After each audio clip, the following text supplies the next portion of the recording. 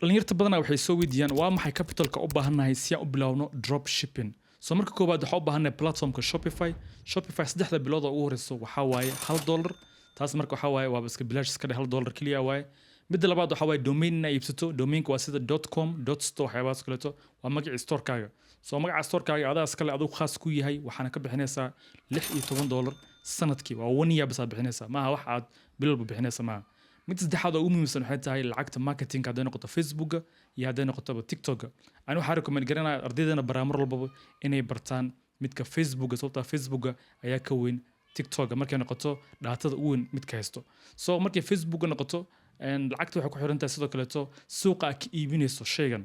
waxaa target garanaysaa US market waxaa target garanaysaa wadanka aad joogto maybe aad joogto wadanka Europe kale sidoo kale Germany ama waxaan ka wadaa France ama Spain wadanka aad joogto ku xiran tahay hadda aniga waxaan rabaa inaan Spain ku dhaxaysiyo wixiga then xasiiskaaga wuxuu noqonayaa xogaa raqiis compare to marketka US oo kale sababta marketyada way kala weyn yihiin markay noqoto marketing guud ahaan waxa u baahan tahay lacag fiican ugu yaraan waxa u baahan tahay 400 300 500 adi inta awood ay u baahan tahay ma hayna ku dhaho intaas u baahan tahay dad waxa jira ku dhahayaan $1 dad waxa ku dhahayaan $1 iyo ka badan marka mar walba waxay ku xiran tahay adi inta jeebkaaga awood aad bixin karto laakiin waxa ogaataa mar walba the more aad bixinaysid the more result aad helaysid marka lacag yar bixisid waxa helaysaa natiijo yar Facebook wuxuu siinaa natiijo yar laakiin marka lacag badan bixisid waxa helaysaa natiijo badan kaliya lacagta bixinta muhiimada maaha sidoo kale waxa muhiim ah inaad taqaantid skillski oo maaragtay qaabkii wax loo iibinayo iyo salesmanshipki iyo marketing inaad taqaantid iyadana waa muhiim